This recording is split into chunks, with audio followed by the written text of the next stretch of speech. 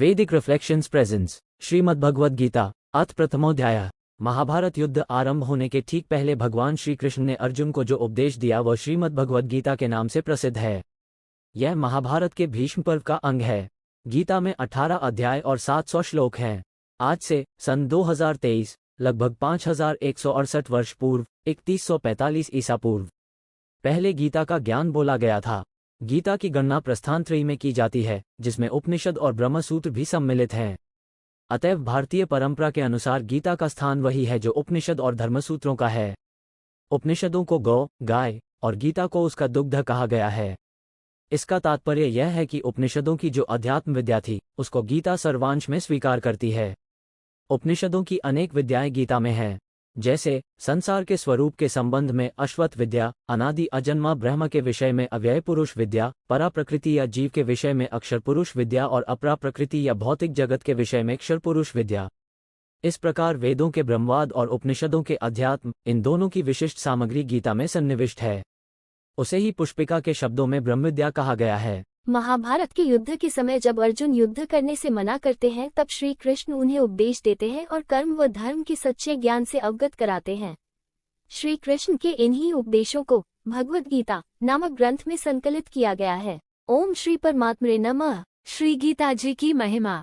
वास्तव में श्रीमद्भगवद गीता का महात्म्य वाणी द्वारा वर्णन करने के लिए किसी का भी सामर्थ्य नहीं है, क्योंकि यह एक परम रहस्यमय ग्रंथ है। इसमें संपूर्ण वेदों का सार संग्रह किया गया है। इसकी संस्कृत इतनी सुंदर और सरल है कि थोड़ा अभ्यास करने से मनुष्य उसको सहज ही समझ सकता है, परंतु इसका आशय इतना गंभीर है कि आजीवन निरंतर अभ्यास करते रहने पर भी उसका अंत नहीं आता। प्रतिदिन नए नए भाव उत्पन्न होते रहते हैं। इससे ये सदैव नवीन बना रहता है एवं एकाग्रचित होकर श्रद्धा भक्ति से विचार करने से इसके पद पद में परम रहस्य भरा हुआ प्रत्यक्ष प्रतीत होता है। के गुण, प्रभाव और मर्म का वर्णन जिस प्रकार इस गीता शास्त्र में किया गया है वैसा अन्य ग्रंथों में मिलना कठिन है, क्योंकि प्रायः ग्रंथों में कुछ न कुछ सांसारिक विषय मिला रहता है। भगवान ने श्रीमद्भगवद गीता रूप एक ऐसा अनुपमेय शास्त्र कहा है कि जिसमें एक भी शब्द सदुपदेश से खाली नहीं है। श्री वेदव्यास जी ने महाभारत में गीता जी का वर्णन करने के उपरांत कहा है, गीता सुगीता कर्तव्या किम्यः शास्त्र विस्तृय या स्वयं पद्मनाभस्य मुक्पद्माविनिसृता। गीता सुगीता करने योग्य है, अर्थात श्री गीता जी को भली प्रकार पढ़कर अर्थ और भाव सहित अंतःकरण में धारण कर लेना मुख्य कर्तव्य है, जो कि स्वयं पद्मनाभ भगवान श्री विष्णु के मुखारविद से निकली हुई है। फिर अन्य शास्त्रों के विस्तार से क्या प्रयोजन है। स्वयं श्री भगवान ने भी इसके महात्म्य का वर्णन किया है। अशून्य 18 श्लोक 68 से 71 तक। इस गीता शास्त्र में मनुष्य मात्र का अधिकार है, चाहे वह किसी भी वर्ण आश्रम में स्थित हो, परंतु भगवान में श्रद्धालु और भक्तियुक्त अवश्य होना चाहिए, क्योंकि भगवान ने अपने भक्तों में ही इसका प्रचार करने के लिए आज्ञा दी है तथा ये भी कहा है कि स्त्री, वैश्य, शूद्र और पाप्योनी भी मेरे परायण होकर परम गति को प्राप्त होते हैं। अशून्य 9 श्लोक 32। अपने अपने स्वाभाविक कर्मों द्वारा मेरी पूजा करके मनुष्य परम सिद्धि को प्राप्त होते हैं। अशून्य 18 श्लोक 46। इन सब पर विचार करने से यही ज्ञात होता है कि परमात्मा की प्राप्ति में सभी का अधिकार है, परंतु उक्त विषय के मर्म को न समझने के कारण बहुत से मनुष्य, जिन्होंने श्री गीता जी का केवल नामात्र ही सुना है, कह दिया करते हैं कि गीता तो केवल सन्यासियों के लिए ही है। वे अपने बालकों को भी इसी भेद से श्री गीता जी का अभ्यास नहीं कराते कि गीता के ज्ञान से कदाचित लड़का घर छोड़कर सन्यासी न हो जाए, किंतु उनको विचार करना चाहिए कि मोह के कारण क्षात्र धर्म से विमुख होकर भिक्षा के अन्न से निर्वाह करने के लिए तैयार हुए अर्जुन ने जिस परम रहस्यमय गीता के उपदेश से आजीवन गृहस्थ में रहकर अपने कर्तव्य का पालन किया, उस गीता शास्त्र का यह उल्टा परिणाम किस प्रकार हो सकता है। अतएव कल्याण की इच्छा वाले मनुष्यों को उचित है कि मोह का त्याग कर अतिशय श्रद्धा भक्तिपूर्वक अपने बालकों को अर्थ और भाव के सहित श्री गीता जी का अध्ययन कराएं एवं स्वयं भी इसका पठन और मनन करते हुए के आज्ञानुसार साधन करने में तत्पर हो जाएं, क्योंकि अति दुर्लभ मनुष्य शरीर को प्राप्त होकर अपने अमूल्य समय का एक क्षण भी दुखमूलक क्षणभंगुर भोगों के भोगने में नष्ट करना उचित नहीं है। श्री गीता जी का प्रधान विषय। श्री गीता जी में भगवान ने अपनी प्राप्ति के लिए मुख्य 2 मार्ग बतलाए हैं, एक सांख्य योग, दूसरा कर्मयोग। उनमें एक, संपूर्ण पदार्थ मृग तृष्णा के जल की भांति अथवा स्वप्न की सृष्टि के सदृश माया में होने से माया के कार्य रूप संपूर्ण गुण ही गुणों में बरतते हैं, ऐसे समझकर मन, इंद्रियों और शरीर द्वारा होने वाले संपूर्ण कर्मों में कर्तापन के अभिमान से रहित होना। अशून्य 5 श्लोक 8, 9 तथा सर्वव्यापी सच्चिदानंद घन परमात्मा स्वरूप में एक ही भाव से नित्य स्थित रहते हुए एक सच्चिदानंद घन वासुदेव के सिवाय अन्य किसी के भी होने प्रे का भाव न रहना, ये तो सांख्य योग का साधन है। तथा 2. सब कुछ का समझकर सिद्धि असिद्धि में समत्व भाव रखते हुए आसक्ति और फल की इच्छा का त्याग कर भगवदाज्ञानुसार केवल भगवान के ही लिए सब कर्मों का आचरण करना। अशून्य 2 श्लोक 48, अशून्य 5 श्लोक 10 तथा श्रद्धा भक्तिपूर्वक मन, वाणी और शरीर से सब प्रकार भगवान के शरण होकर नाम, गुण और प्रभाव सहित उनके स्वरूप का निरंतर चिंतन करना। अशून्य 6 श्लोक 47, ये कर्मयोग का साधन है। उक्त दोनों साधनों का परिणाम एक होने के कारण वे वास्तव में अभिन्न माने गए हैं। अशून्य 5 श्लोक 4-5, परंतु साधन काल में अधिकारी भेद से दोनों का भेद होने के कारण दोनों मार्ग भिन्न भिन्न बतलाए गए हैं। अशून्य 3 श्लोक 3, इसलिए एक पुरुष दोनों मार्गों द्वारा एक काल में नहीं चल सकता। जैसे श्री गंगा जी पर जाने के लिए 2 मार्ग होते हुए भी एक मनुष्य दोनों मार्गों द्वारा एक काल में नहीं जा सकता। उक्त साधनों में कर्मयोग का साधन संन्यास आश्रम में नहीं बन सकता, क्योंकि संन्यास आश्रम में कर्मों का स्वरूप से भी त्याग कहा गया है, और सांख्य योग का साधन सभी आश्रमों में बन सकता है। यदि कहो कि सांख्य योग को भगवान ने संन्यास के नाम से कहा है, इसलिए उसका संन्यास आश्रम में ही अधिकार है, गृहस्थ में नहीं, तो ये कहना ठीक नहीं है, क्योंकि दूसरे अध्याय में श्लोक 11 से 30 तक जो सांख्य निष्ठा का उपदेश किया गया है, उसके अनुसार भी भगवान ने जगह जगह अर्जुन को युद्ध करने की योग्यता दिखाई है। यदि गृहस्थ में सांख्य योग का अधिकार ही नहीं होता तो का इस प्रकार कहना कैसे बन सकता? हाँ, इतनी विशेषता अवश्य है कि सांख्य मार्ग का अधिकारी देहाभिमान से रहित होना चाहिए, क्योंकि जब तक शरीर में अहंभाव रहता है तब तक सांख्य योग का साधन भली प्रकार समझ में नहीं आता। इसी से भगवान ने सांख्य योग को कठिन बतलाया है। अशून्य 5 श्लोक 6 तथा कर्मयोग साधन में सुगम होने के कारण अर्जुन के प्रति जगह जगह कहा है कि तू निरंतर मेरा चिंतन करता हुआ कर्मयोग का आचरण कर। अथ ध्यानम् शांताकारं भुजगशयन पद्मनाभः सुरेश विश्वाधारं गगनसदृश मेघवर्ण शुभांगम लक्ष्मीकांतं कमलनयन योगिभिर्ध्यानगम्यं वंदे विष्णु भवभयहर सर्वलोकैकनाथम्। अर्थ, जिनकी आकृति अतिशय शांत है, जो शेषनाग की शैया पर शयन किए हुए हैं, जिनकी नाभि में कमल है, जो देवताओं के भी ईश्वर और संपूर्ण जगत के आधार हैं, जो आकाश के सदृश सर्वत्र व्याप्त हैं, नील मेघ के समान जिनका वर्ण है, अतिशय सुंदर जिनके संपूर्ण अंग हैं, जो योगियों द्वारा ध्यान करके प्राप्त किए जाते हैं, जो संपूर्ण लोकों के स्वामी हैं, जो जन्म मरण रूप भय का नाश करने वाले हैं, ऐसे लक्ष्मीपति कमलनेत्र भगवान श्री विष्णु को मैं सिर से प्रणाम करता हूँ। यम ब्रह्मा वरुणेन्द्र रुद्रमृतः स्तुवन्ति दिव्यैस्तवैर्वेदैः साङ्गब्दक्रमोपनिषदैर्गायन्ति यम सामगा ध्यानावस्थितक्तेन मनसा पश्यन्ति यम योगिनो यस्यात् न विदुसुरासुरगणा देवाय तस्मै नमः। अर्थ, ब्रह्मा, वरुण, इंद्र, रुद्र और मरुदगण दिव्य स्तोत्रों द्वारा जिनकी स्तुति करते हैं, सामवेद के गाने वाले अंग, पद, क्रम और उपनिषदों के सहित वेदों द्वारा जिनका गान करते हैं, योगीजन ध्यान में स्थित तद्गत हुए मन से जिनका दर्शन करते हैं, देवता और असुरगण कोई भी जिनके अंत को नहीं जानते, उन परम पुरुष नारायण देव के लिए मेरा नमस्कार है। वसुदेव सुत देवम कंसचाणूरमर्दनम देवकी परमानंद कृष्ण वंदे जगद्गुरु। अर्थ, कंस और चाणूर का वध करने वाले देवकी के आनंदवर्धन वसुदेव नंदन जगतगुरु श्री कृष्णचंद्र की मैं वंदना करता हूँ। ओम श्री परमात्मने नमः। आज श्रीमद्भगवद गीता महात्म्यम।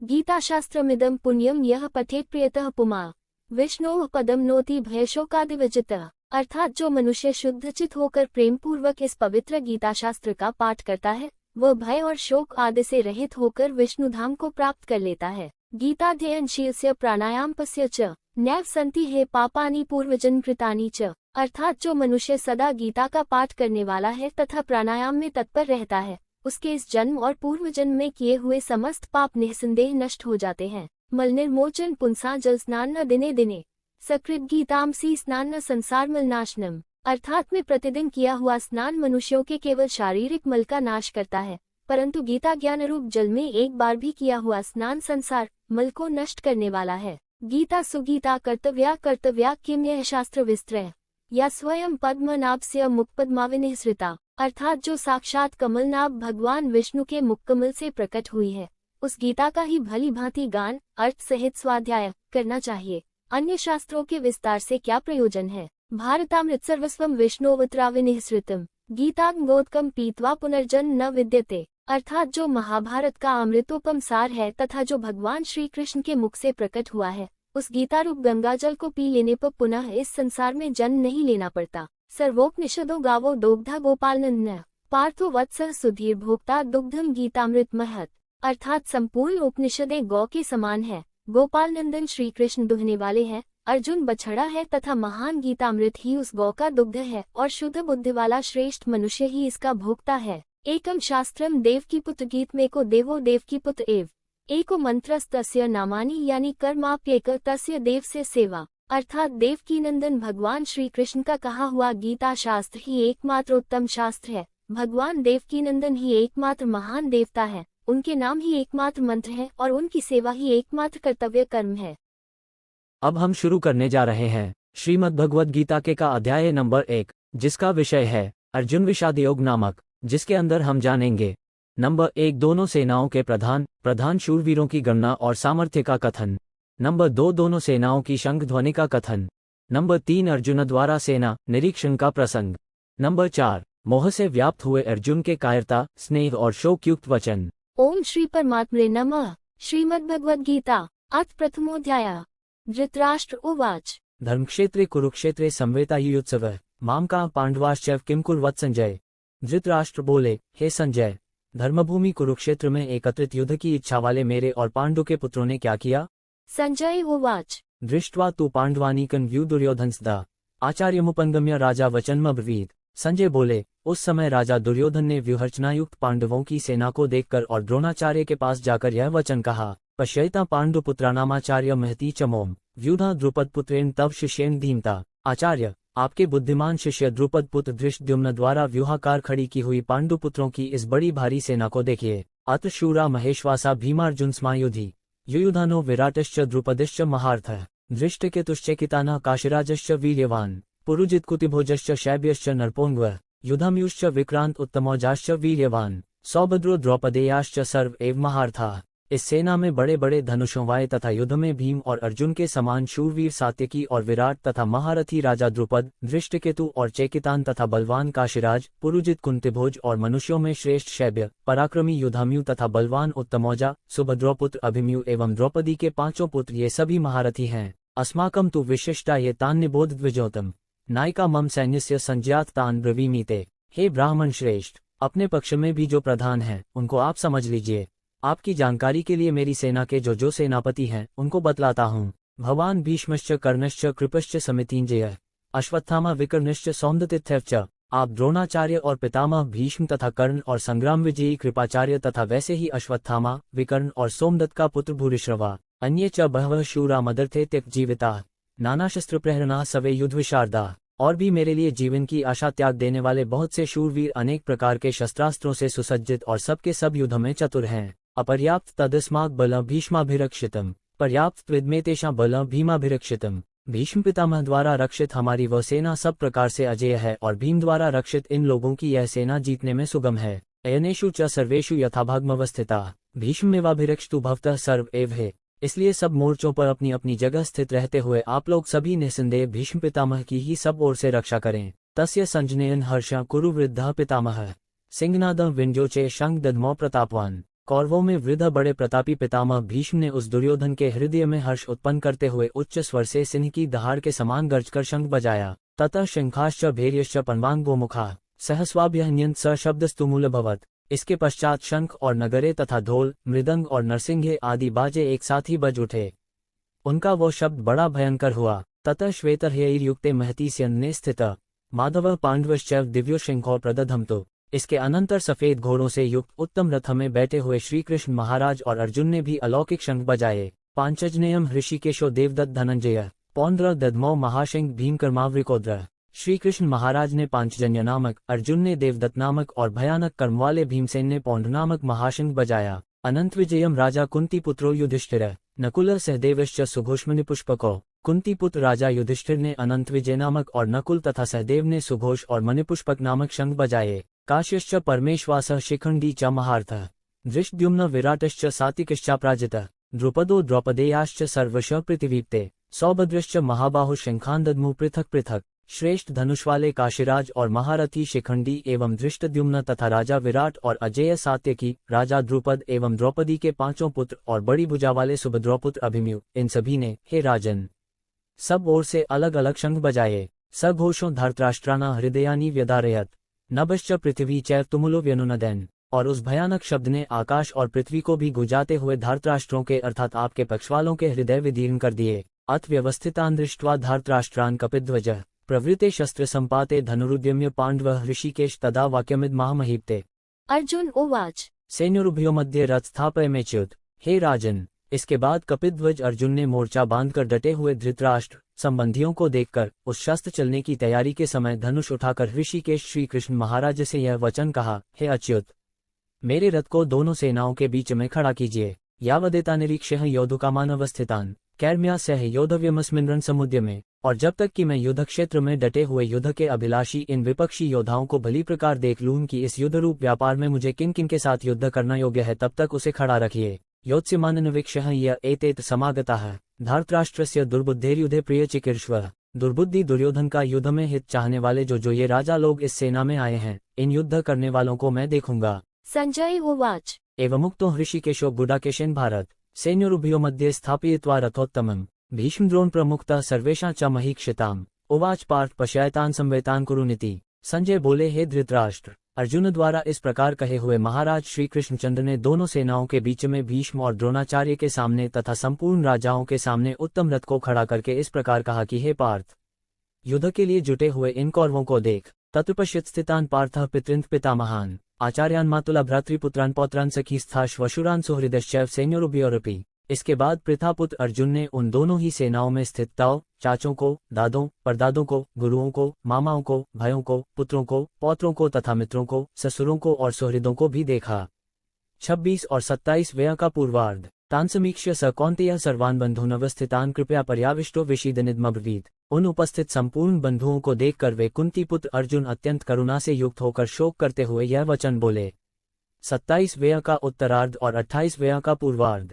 अर्जुन उवाच। दृष्ट्वेम स्वजन कृष्ण युयुत्सु समुपस्थितं सीदन्ति मम गात्राणि मुख च परिशुष्यति वैपतुश्च शरीरे में रोमहर्षश्च जायते। अर्जुन बोले, हे कृष्ण, युद्ध क्षेत्र में डटे हुए युद्ध के अभिलाषी इस स्वजन समुदाय को देखकर मेरे अंग शिथिल हुए जा रहे हैं और मुख सूखा जा रहा है तथा मेरे शरीर में कंप एवं रोमांच हो रहा है। 28 व्यय का उत्तरार्ध और 29। गांडीव स्रस्ते हस्तात्व च परिध्यते न च शक्नम्यवस्थातो भ्रमतीव च मे मनः। हाथ से गांडीव धनुष गिर रहा है और त्वचा भी बहुत जल रही है तथा मेरा मन भ्रमित सा हो रहा है, इसलिए मैं खड़ा रहने को भी समर्थ नहीं हूँ। निमितानि च पश्यामि विपरीतानि केशव न च श्रेयोनुपश्यामि हत्वा स्वजन्माहवे। हे केशव, मैं लक्षणों को भी विपरीत ही देख रहा हूँ तथा युद्ध में स्वजन समुदाय को मारकर कल्याण भी नहीं देखता। न कांक्षे विजयम कृष्ण न च राज्यम सुखानी च किन नो राज्येन गोविंद किन भोगैर्जीवितेन वा।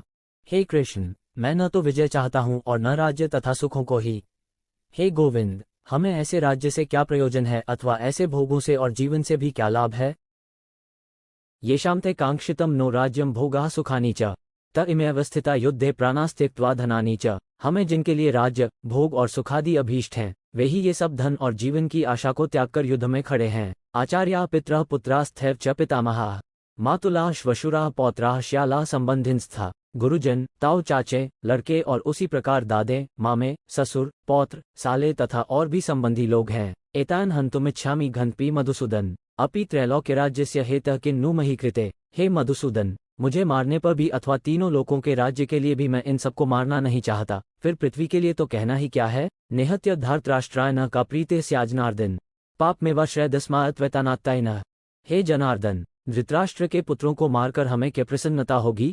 इन आतताइयों को मारकर तो हमें पाप ही लगेगा। तस्मानाह वयम हंतु धार्तराष्ट्रान् स्वबान्धवान् स्वजन हे कथ हत्वा सुखिना श्याम माधव। अतएव हे माधव, अपने ही बांधव धृतराष्ट्र के पुत्रों को मारने के लिए हम योग्य नहीं हैं, क्योंकि अपने ही कुटुंब को मारकर हम कैसे सुखी होंगे। यद्यप्येते न पश्यन्ति लोभोपच्चेत सह कुलक्षयकृत दोष मित्रद्रोहे च पातकम कथ न ज्ञेयं स्माभिः पापाद्मा निवर्तितुम्।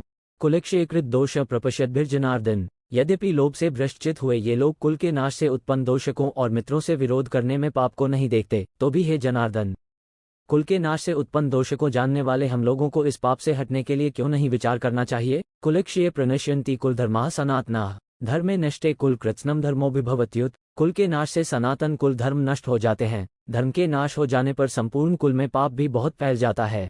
अधर्माभिभवाय कृष्ण प्रदुष्यन्ति कुलस्त्रियः स्त्रीषु दुष्टासु वार्षणेय जायते वर्णसंक्रः। हे कृष्ण, पाप के अधिक बढ़ जाने से कुल की स्त्रियां अत्यंत दूषित हो जाती हैं और हे वार्षणेय, स्त्रियों के दूषित हो जाने पर वर्णसंकर उत्पन्न होता है। सिंक्रो नरकायव कुलघनाना कुलस्य च पतन्ति पितरो ह्येषां लुप्तपिंडोत्क्रियाः। वर्णसंकर कुलघातियों को और कुल को नरक में ले जाने के लिए ही होता है। लुप्त हुई पिंड और जल की क्रिया वाले अर्थात श्राद्ध और तर्पण से वंचित इनके पितर लोग भी अधोगति को प्राप्त होते हैं। दोषैरतः कुलघनाना वर्णसंकर कारक उत्साद्यन्ते जाति धर्माः कुलधर्माश्च शाश्वता। इन वर्णसंकर कारक दोषों से कुलघातियों के सनातन कुल धर्म और जाति धर्म नष्ट हो जाते हैं। उत्संकुल धर्मना मनुष्यना जनार्दन नरके नियत वासो भवती तिनुशुश्रुम। हे जनार्दन, जिनका कुल धर्म नष्ट हो गया है ऐसे मनुष्यों का अनिश्चित काल तक नरक में वास होता है, ऐसा हम सुनते आए हैं। अहो बत महत्पाप कर्तुं व्यवसिता वयम यद्राज्य सुखलुभेन हंतो स्वजन्मुद्यता। हा शोक, हम लोग बुद्धिमान होकर भी महान पाप करने को तैयार हो गए हैं, जो राज्य और सुख के लोभ से स्वजनों को मारने के लिए उद्यत हो गए हैं। यदि माम प्रतिकारम शस्त्रम शस्त्रपाण्य धार्तराष्ट्रारणे हनुस्तन में क्षेमत्रम भवेत। यदि मुझ शस्त्ररहित एवं सामना न करने वाले को शस्त्र हाथ में लिए हुए धृतराष्ट्र के पुत्र रण में मार डालें तो वह मारना भी मेरे लिए अधिक कल्याणकारक होगा। संजय उवाच एवं उक्त्वार्जुनः संख्ये रथोपस्थ उपाविशत विसृज्य सशर्चाप शोक संविघ्न मानस। संजय बोले, रणभूमि में शोक से उद्विग्न मन वाले अर्जुन इस प्रकार कहकर बाण सहित धनुष को त्याग कर रथ के पिछले भाग में बैठ गए। ओम तत्सदिति श्रीमद्भगवद्गीतासु उपनिषत्सु ब्रह्मविद्यायां योगशास्त्रे श्री कृष्णार्जुन संवादे अर्जुन विषादयोगो नाम प्रथमोऽध्यायः। 1। इसी के साथ हमारा श्रीमद्भगवद्गीता अथ प्रथमोऽध्याय समाप्त हुआ। अगर आपको हमारा वीडियो पसंद आया तो कृपया अधिक वीडियोस के लिए हमारे चैनल को लाइक और सब्सक्राइब करना न भूलें। धन्यवाद।